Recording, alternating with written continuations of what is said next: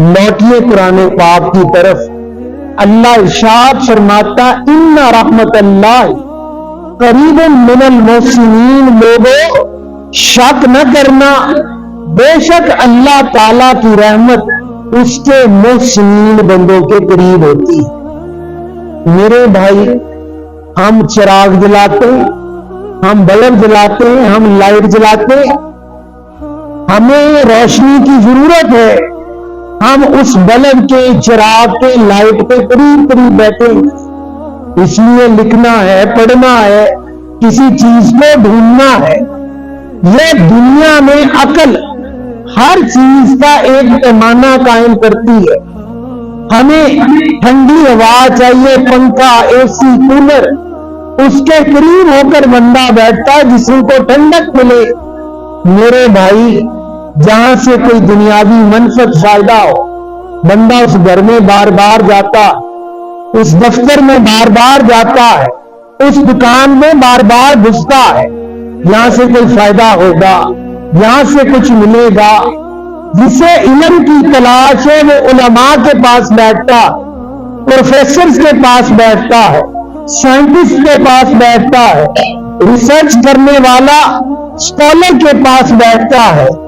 اور اللہ فرماتا لوگوں، یہ دنیا کی چیزیں جن کو تمہیں پتہ کہاں ڈھونڈنا ہے، اور میں تمہارا رب تمہیں بتاتا ہوں، اگر مجھ رب کی رحمت پانی میرے محسنین بندوں کے ساتھ۔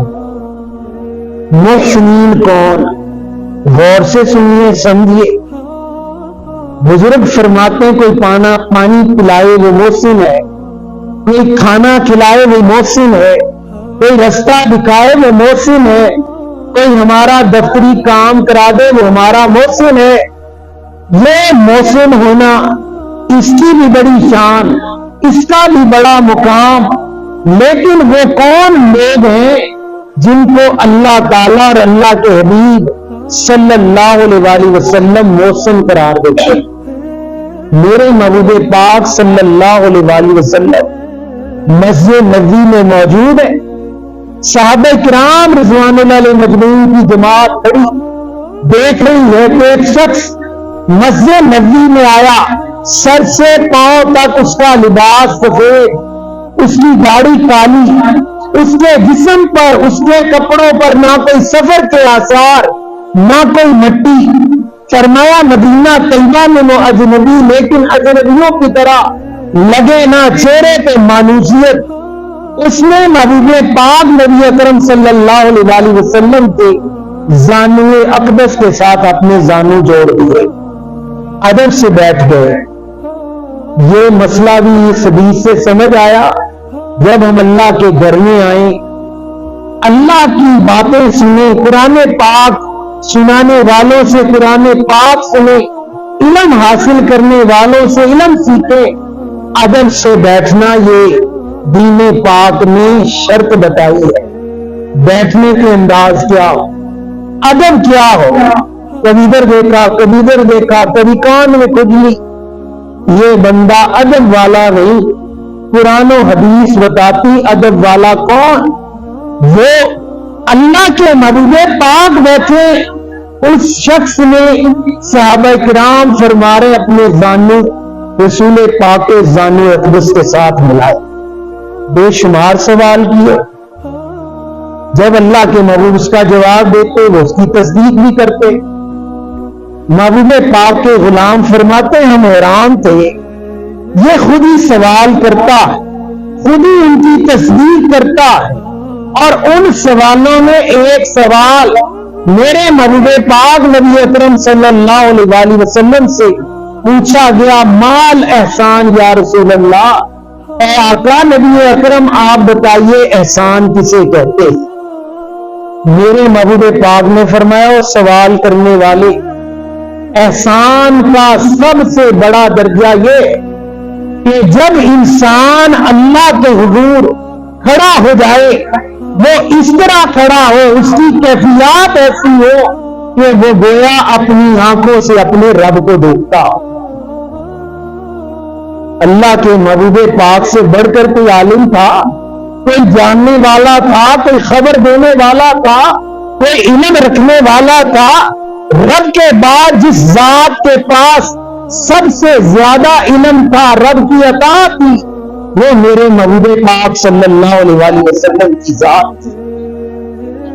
آپ نے فرمایا احسان کا سب سے بڑا درجہ یہ، جب بندہ اللہ کی عبادت کرے، نماز پڑھے، روزہ رکھے، زکات دے، خیرات کرے، کوئی نیکی کرے، کوئی کام خیر کا کرے، اپنی آنکھوں سے اپنے رب کو سامنے پائے۔ لیکن محبوب پاک جانتے تھے ہر بندے کو تو یہ درجہ مل نہیں سکتا، یہ تو اللہ کے صالحین کے پاس، انبیاء کے پاس، صحابہ کرام کے پاس، نیکوکاروں کے پاس، صالحین کے پاس یہ شان۔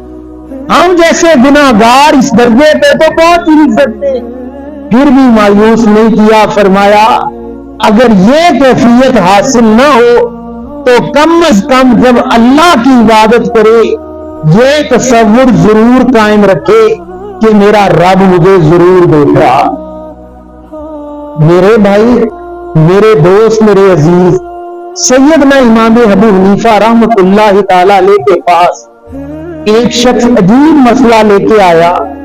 عرض کی سیدنا امام ابو حنیفہ، میں نے اپنا خزانہ کہیں چھپایا تھا، وہ مال تھا، پیسہ تھا، دن دولت تھی، سونا زیور تھا، میں رکھ کے کہیں بھول گیا، اب مل نہیں رہا، کوئی عمل بتائیں، وظیفہ بتائیں۔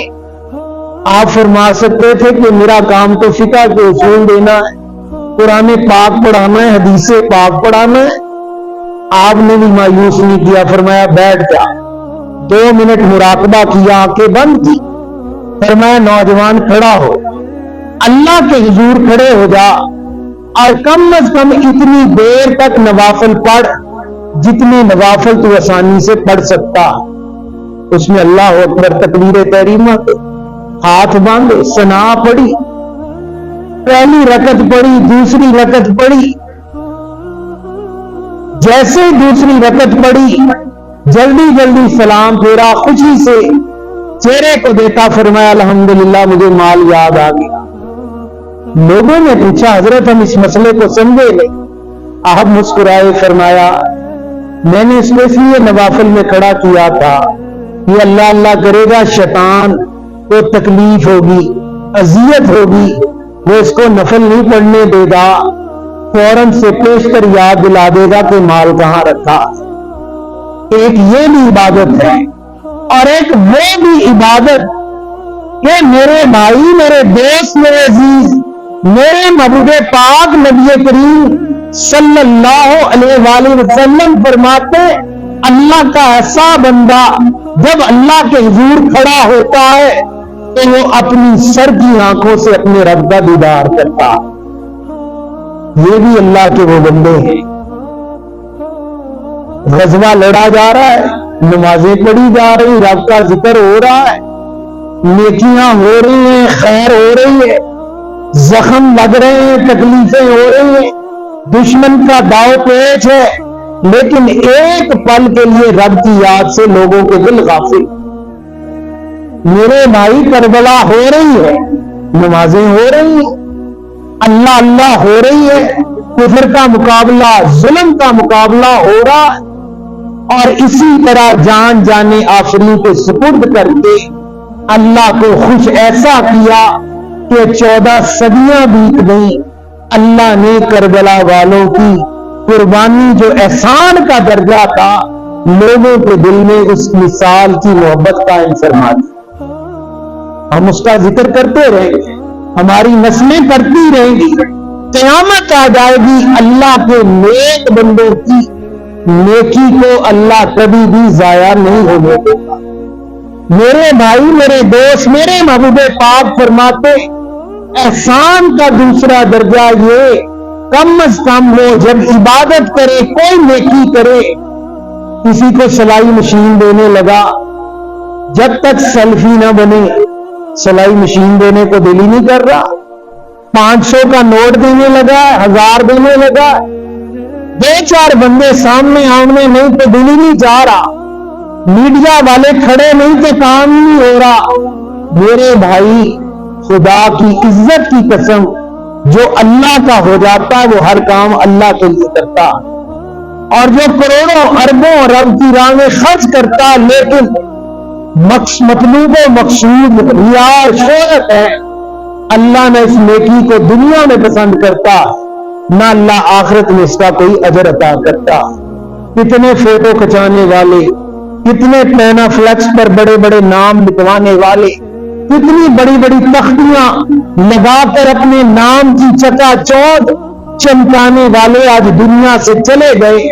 لوگ تھو تھو کرنا بھی پسند نہیں کرتے، اور وہ رب کے بندے، وہ رسول پاک کے غلام، وہ محبوب پاک کی سنت پر عمل کرنے والے رب کے صالحین بندے، جنہوں نے چھپ کر رات کو ایک رسول پاک کے مہمان کی ایسی خدمت کی کہ دسترخوان پر اپنی بچیوں کو بجھا ڈالا، کھانا کم تھا کہ محبوب پاک نے ایک مہمان بھیجا ہے، بچوں کو سلا رکھا ہے، میاں بیوی کہہ رہے ہیں ہاتھ ہلاتے رہنا، چمچہ ہلاتے رہنا، کہیں مہمان کو دنک نہ پڑ جائے کہ گھر میں کھانا کم ہے، اور مہمان بلا تکلف سیر ہو کر کھانا کھائے۔ اس نیکی کو ان کے سوا بظاہر کوئی نہیں جانتا تھا۔ جیسے ہی رسول پاک کے یہ صحابی صبح تشریف لائے، اللہ کے محبوب پاک نے فرمایا میرے صحابی مبارک ہو، جو رات تو نے مہمان کی خدمت کی اللہ نے اس کو قبول فرمایا۔ یہ بھی ایک نیکی ہے۔ اصل نیکی تو یہ نیکی ہے، یہ نیکی نہ کسی پوسٹر پر چھپی، نہ اخبار میں آئی، نہ اشتہار لگا۔ میرے بھائی اس کو کہتے ہیں وہ نیکی، وہ کام جس کو اللہ اپنی بارگاہ میں قبول فرما لیتا۔